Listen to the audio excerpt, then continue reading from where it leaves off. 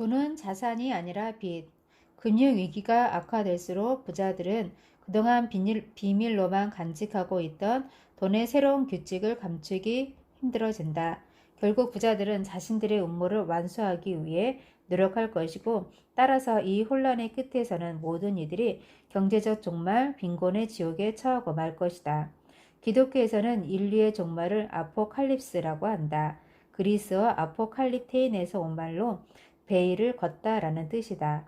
사람들이 보지 못하도록 숨겨놓은 어떤 비밀이 비로소 드러난다는 의미다. 인류의 종말은 곧 거대한 비밀이 까발려지는 사건이다. 나의 베스트셀러 부자 아빠 가난한 아빠의 원래 부제는 가난한 사람들과 중산층은 모르는 부자들만 아이들에게 가르쳐주는 돈의 비밀이다. 이 책은 수많은 이들에게 아포칼립스였다. 베일을 걷어 수많은 사람들에게 그동안 가려져 있던 무엇인가를 폭로하는 책이었다. 1997년 부자 아빠 가난한 아빠가 처음 세상에 나왔을 때 많은 이들이 반발했다. 내가 책에서 집은 자산이 아니다 라고 주장했기 때문이다. 하지만 불과 몇 년 후 서브프라임 모기지 사태가 시작되지 않았는가? 수백만 명이 집을 잃었고 서브프라임 모기지에 투자하거나 독이 묻은 돈을 마구 끌어다 쓴 전 세계 수많은 사람들이 수조 달러를 잃고 말았다. 그러한 돈을 대기 위해 수많은 은행들이 허공에서 타락한 돈을 만들어냈다. 부자 아빠 가난한 아빠는 단순히 부동산에 대해 이야기하는 책이 아니다. 경제관념을 일깨워주는 책이다.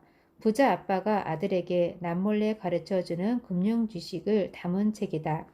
1971년 이후 돈은 빚이다. 경제는 급속도로 확장되었고 우리는 모두 빚을 져야만 했다. 신용카드가 우편으로 날아다녔으며 치솟는 집값만 믿고 갚을 능력도 없는 사람들에게 홈 웨키티론을 통해 엄청난 돈을 퍼주었다. 기술적으로 따지면 지금 당신의 지갑에 들어있는 돈은 돈이 아니다. 그것은 차용증이다. 우리 돈은 자산이 아니라 빚이다. 현재 금융위기가 위험한 것은 부르마블 돈의 규칙에 따라 거대 은행과 월스트리트가 빚을 자산으로 포장하여 전 세계에 팔기 때문이다. 타임에 따르면 2000년에서 2007년까지 미국의 가장 큰 수출 상품은 바로 빚이었다. 가장 똑똑하고 영리하다는 은행과 투자회사들이 하는 짓은 가난한 사람이 신용카드 대금을 메우기 위해서 돈을 빌려 산 집을 담보로 제공하고 2차 대출을 받는 것과 전혀 다르지 않았다. 돈이 타락했다는 사실, 그것이 부르마블 게임에서 쓰는 돈과 같다는 사실을 아는 사람들은 지금의 금융위기에서도 그다지 곤란을 겪지 않을 것이다. 사람들이 금융교육을 제대로 받았다면 파멸로 치닫고 있는 상황을 100만 명 중 몇 명이라도 감지할 수 있었을 것이다. 또한 금융교육을 많이 받은 사람이라면 자신의 집을 자산이라고, 저축이 최고라고, 분산 투자가 안전하다고, 뮤추얼 펀드에 장기 투자하는 것이 가장 현명한 투자 방법이라고 맹목적으로 믿지는 않을 것이다. 사람들이 금융에 대해 무지하기 때문에 부자들, 권력자들은 자신들의 부를 대대로 안전하게 지켜나갈 수 있는 파괴적인 통화 정책을 유지할 수 있다. 보통 사람들이 어둠 속에 머물수록 그들은 이익을 본다. 전 세계를 빚의 늪으로 끌어들이기 위한 작업에 착수하면서 부자들이 가장 먼저 교육 제도를 접수한 이유는 바로 이것이다. 그래서 학교에서 돈에 대해 가르치지 않는 것이다. 독자 코멘트. 이 글을 읽으면서 나는 1930년대 헨리 포드가 대공황에 대해서 했던 말이 떠올랐다. 정확한 말은 생각나지 않지만 이런 의미였다. 공황이 상당한 시간 지속되지 않고 흐지부지 끝나버리지 않을까 걱정스러웠다. 공황이 쉽게 끝나버렸다면 사람들은 경제에 대해 많은 것을 배울 수 있는 소중한 기회를 놓쳤을 것이다. 돈의 새로운 규칙 두 번째, 빚을 이용하는 법을 배워라. 많은 사람들이 빚을 지는 것은 무조건 나쁘다고 말한다. 빚은 하루빨리 청산해야 하며 빚 없이 사는 것이 현명하다고 설교한다. 어느 정도 맞는 말이다. 하지만 좋은 빚도 있고 나쁜 빚도 있다. 나쁜 빚은 빨리 갚는 것이 좋다. 아니, 나쁜 빚은 처음부터 지지 말아야 한다. 나쁜 빚과 좋은 빚을 구분하는 것은 간단하다. 나쁜 빚은 우리 주머니에서 돈을 빼내가지만 좋은 빚은 우리 주머니에 돈을 넣어준다. 신용카드는 나쁜 빚이다. 사람들은 대개 신용카드를 벽걸이 TV와 같이 시간이 갈수록 가치가 떨어지는 물건을 사는 데 쓰기 때문이다. 반대로 임대료를 받을 수 있는 건물을 구입하기 위해 돈을 빌리는 것은 좋은 빚이다. 물론 그 자산에서 얻는 현금으로 부채를 충분히 갚을 수 있고 더 나아가 주머니에 돈까지 채워줄 수 있는 경우에 그렇다. 독자 코멘트. 이것이 바로 부자가 되는 핵심 개념이자 열쇠다. 나는 개인 병원을 운영하는 의사인데 사업가로서의 능력은 꽝이었다. 단지 전문직에 종사하는 것에 만족하며 살아왔다. 하지만 사업가로서 지식을 쌓아가면서 수익을 얻고 있다. 빚으로 장만한 의료 장비 하나가 어떻게 멋진 자산이 되는지 지적 병원을 운영하면서 깨달았다. 빚이 무조건 나쁘다고 설교하는 사람들은 미국 경제의 근본이 바로 빚이라는 사실을 모르는 것이다. 물론 이러한 상황이 좋은 것인가 나쁜 것인가 하는 문제는 논란이 될 수 있다. 하지만 명백한 사실은 빚이 없으면 미국 경제는 몰락하고 만다는 것이다. 지금도 미국 정부는 돈을 조달하기 위해 전례가 없을 만큼 엄청난 채권을 발행하고 있다. 엄청난 적자 상태에서도 미국 정부가 그 어느 때보다도 많은 돈을 쓸 수 있는 이유가 바로 이것이다. 정부가 가장 두려워하는 것은 디플레이션이다. 디플레이션을 무찌르는 가장 효과적인 방법은 인플레이션을 조장하는 것이다. 인플레이션을 유도하는 가장 효과적인 방법은 바로 빚을 지는 것이다. 오바마 대통령은 변화와 희망을 약속했다. 하지만 클린턴 행정부 시절 지금의 금융위기를 조장한 장본인인 티모시 가이스너를 재무부장관으로 전 재무부 장관 내리 서머스를 국가경제위원회 책임자로 앉힌 것으로 보아 변화는 전혀 일어나지 않을 것이다. 결국 우리 경제가 살아남기 위한 유일한 방법은 당신과 내가 빚을 지는 것이다. 사람들이 돈을 빌리지 않으면 또 은행이 대출을 멈추면 미국뿐만 아니라 전 세계 경제는 공황에 빠질 것이고 모든 사회 시스템이 붕괴하고 말 것이다. 신용 경색으로 인해 개개인이 더 이상 빚을 질 수 없는 상황이 계속되며 끔찍한 공황이 어김없이 닥치고 만다. 그것은 오늘날 경제 시스템이 상품을 생산하고 가치를 창출함으로써 성장하는 것이 아니라 더 많은 사람들을 빚의 구렁텅이에 빠뜨림으로써 성장하기 때문이다. 2003년 부시 대통령은 이렇게 말했다. 더 많은 사람들이 자신의 집을 소유하고자 하는 것은 국가의 이익과도 부합한다. 능력이 되건 안 되건 집을 소유하고자 욕심내는 것은 바람직한 현상이라는 뜻이다. 국가가 그런 욕망을 적극적으로 부추기겠다는 의도가 명백하게 담겨 있다. 더 많은 사람들이 빚에 빠져듦으로써 무너져가는 경제를 떠받쳐 주기를 바라는 것이다. 하지만 빚을 갚지 못해 결국 집을 경매로 넘겨야 하는 상황에 처하자 사람들은 비로소 깨달았을 것이다.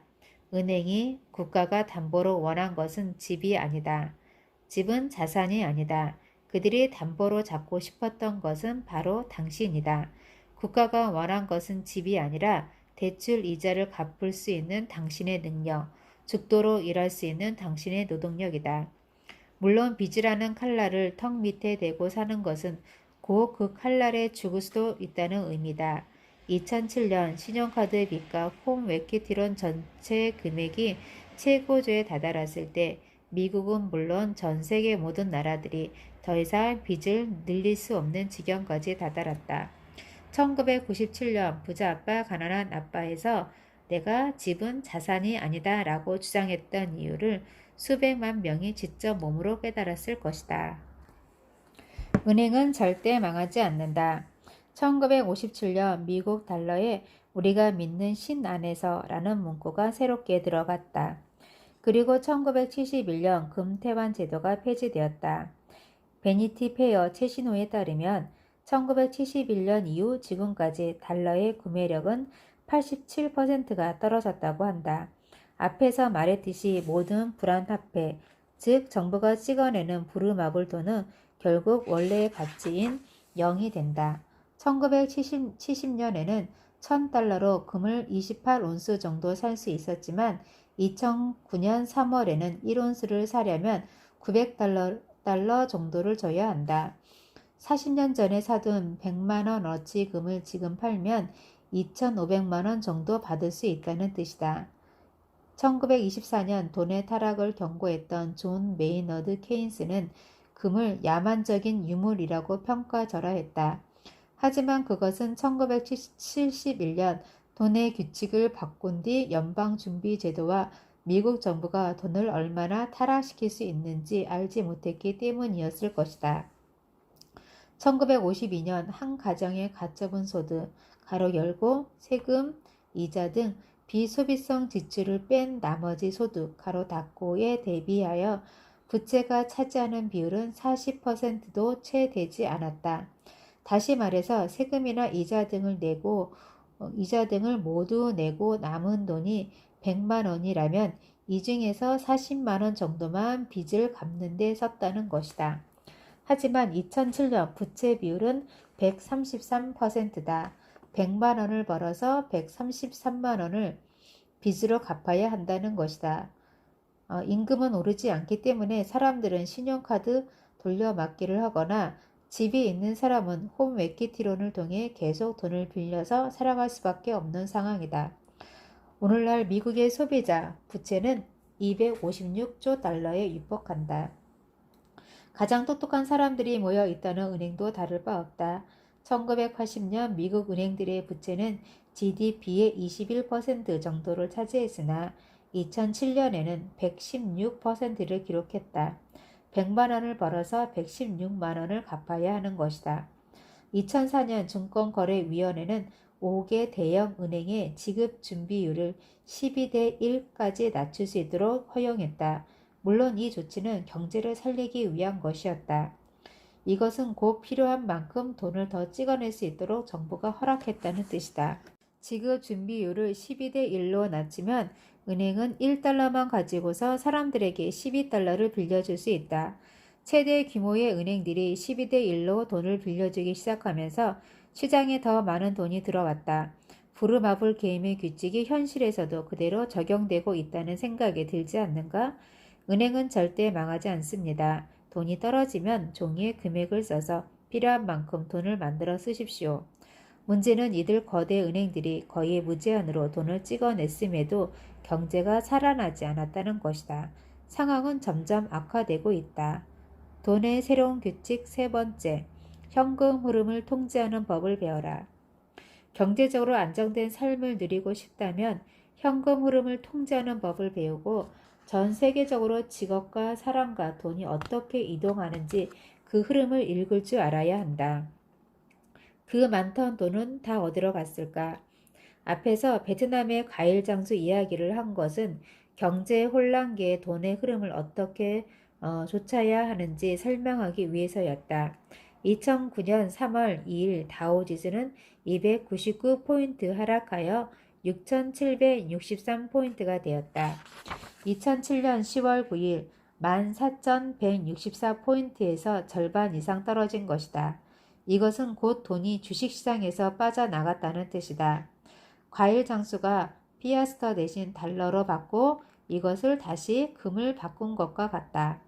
그렇다면 주식시장에서 빠져나간 돈은 어디로 갔을까? 그것이 우리가 풀어야 할 문제다. 사업은 물론 투자에서 가장 중요한 단어가 현금 흐름이다.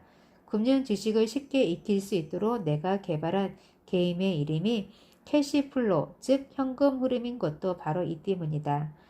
부자 아빠가 나에게 가르쳐준 부자가 되는 가장 중요한 비법은 현금 흐름을 통제하고 세계의 현금 흐름을 모니터하라는 것이다.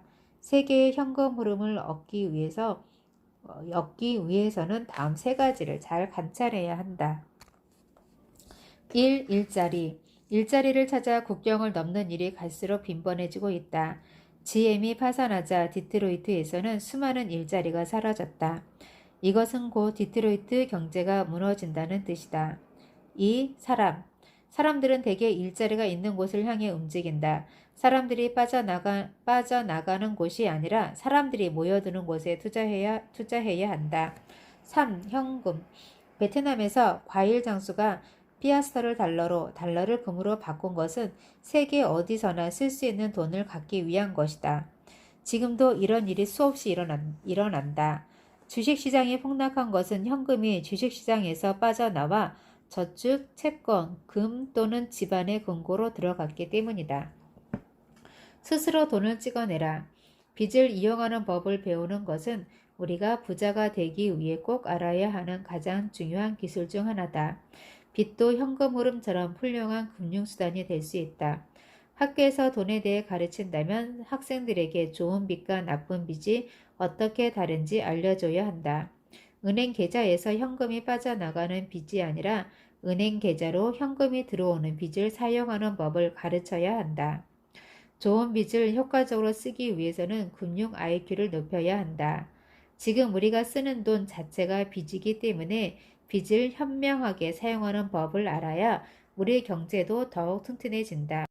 나 역시 그동안 빌린 돈으로 수많은 투자를 했다. 지금 경제가 몰락한 상황에서도 투자로 벌어들이는 돈이 빌린 돈에 대한 이자보다 훨씬 많다. 긍정적인 현금 흐름을 유지하고 있는 것이다. 지금 같은 상황에서도 내 투자가 여전히 수익을 내는 이유 중 하나는 일자리가 있는 곳에 아파트를 구입했기 때문이다. 다시 말해 사람들이 모이는 곳, 돈이 흐르는 곳에 투자해야 한다. 일자리가 없는 곳의 부동산은 제대로 가치를 평가받을 수 없다. 일자리는 사람을 끌어모으고 현금은 사람들이 모이는 곳에서 나오기 때문이다. 이것이 바로 위험성은 낮으면서도 수익성은 높은 곳에 투자하는 방법이다. 이런 곳에 투자하기 위해 빚을 낸다면 이는 좋은 빚이다. 오바마 대통령이 세계를 구해주기만을 기대하느니 돈에 대해서 스스로 배우는 것이 훨씬 현명하다. 돈의 새로운 규칙 첫 번째가 돈은 지식이다 라는 것을 명심하라. 현금 흐름을 통제하는 법을 배우고 빚을 현명하게 사용할 줄 알아야 한다.